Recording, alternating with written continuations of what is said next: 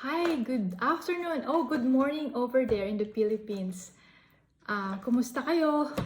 Ako si Milka. Ako yung nag-invite sa inyo sa endometriosis support group. At gusto ko kayong pasalamatan dahil in-accept nyo yung invitation. Angeline, Mitch, Mikas, Clotilde, Arlette, Esenam, Mary Me, Christy, Rem, Glenda, Noemi, Regina, Bernadette, Sheila, Phoebe, Michelle, Joby, Elena, and Lana. Salamat sa pag-accept nyo dun sa invitation ko nung in-invite ko kayo dun sa group. And maganda kasi nakikita ko yung mga gusto nyong mga tanong. So maganda yon na way, tapos nagkakilala din kayo, and I'm happy that we're able to do that. Kasi nung time na ako ay for the past so many years, mula nung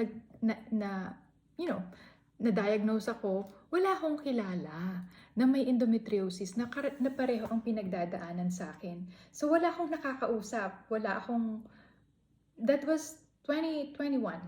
2001 or 2002 nung na-diagnose ako. So matagal na rin, matanda na kasi ako.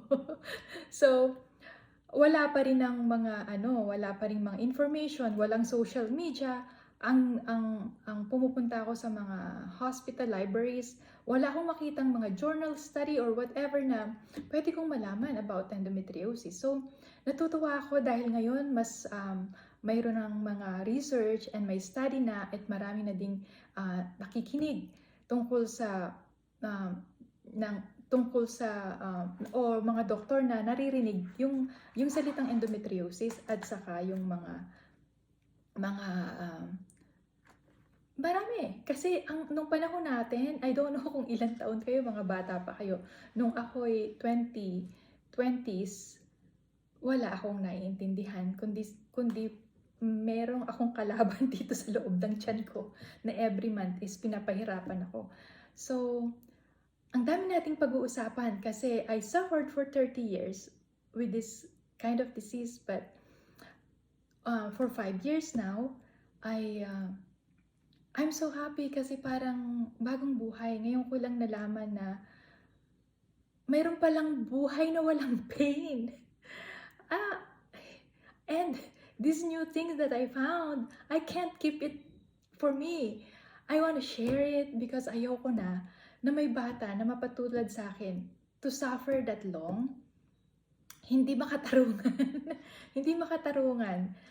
Marami na tayong pag-aaral at diretso pang may mga researches na ginagawa. May mga pero marami pa rin nagsasabi o marami pa rin hindi nakakaalam. So, may marami pa rin doktor na hindi nila masyadong naiintindihan. So, yun ang goal natin, na ipaalam sa mga batang babae, sa mga doktor, sa mga women na nagsasuffer nito na may pag-asa. May pag-asa. Huwag tayong mawala ng pag-asa. So, kaya kayo hinanap. Hindi ko kayo actually pinag-pray ko kayo na pinanalangin ko kayo na sana magkaroon, dahil kasi yung Endometriosis Philippines, nung bago akong opera, nung 2019, wala na naman akong, when you have surgery, wala kang makausap, parang ikaw lang. I feel so alone. Then I've read a book about endometriosis, pero iba yung may nakakausap ka. So that time, I Google and naghanap ako ng mga ng endometriosis group. And one of the group that I found is Endometriosis Philippines. That time, actually, nagawa rin ako ng sarili ko para pa ma-chronicle yung mga pangyayari sa akin. But so busy, hindi ko naman siya masyadong naasikaso ko. So, hindi ko na rin. But I still just post there. But yung Endometriosis Philippines, may mga nag-uusap-usap doon. And naawa ko kasi it's hard to be in this situation na wala kang doktor, wala kang means na pumunta sa mga espesyalista. So, I was inspired to to go beyond what I can dahil sa group ng Endometriosis Philippines na mga nasa group na yan. Kayo ang inspirasyon ko kaya ako napaparito at naniniwala ako dahil binigyan ako ng Panginoon ng chance na mapupunta dito sa Endometriosis Foundation bilang educator.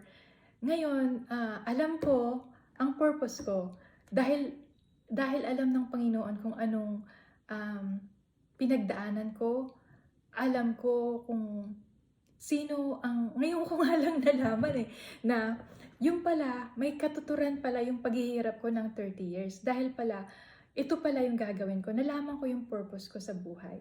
So I hope kayo din, huwag kayong mawala ng pag-asa dahil yung hirap na dinadanas natin ngayon, let's make it into a catalyst for success. And God is good. Minsan, may mga tanong din ako niyan, nasaan ka, nakikinig ka ba? Pero andun pala siya, He's faithful. So yun ang masasabi ko sa inyo. Kaya ako nandito ngayon, hindi lang para i-coach kayo. I want to be your friend. I want to help you be trained into leaders. Kailangan kayo ng community, ng endometriosis community. Wala pa tayong group sa Pilipinas na ganito. Sabi nga ni Arlette, para magkaroon ganyan, gagawa tayo. Mayroong chance, magagawa natin to together. Si Rem, I think she's a teacher. Rem, I want you to I have things to educate. Mayroon akong mga video clips na pwede mong i-play, 10 minutes video na pwede mong i-play sa school, sa room, and then we can do advocacy and things like that. I even told the foundation that I want to bring them to Philippines. So, wala pa lang tayong route. So, kailangan nating gawin to together. So, kung willing kayo na magtulungan tayo, stay with me. Hindi to para sa akin. Hindi to para sa isang tao lang or sa inyo lang. Ito is para sa lahat ng mga bata o mga babae na naghihirap sa Pilipinas na wala silang means.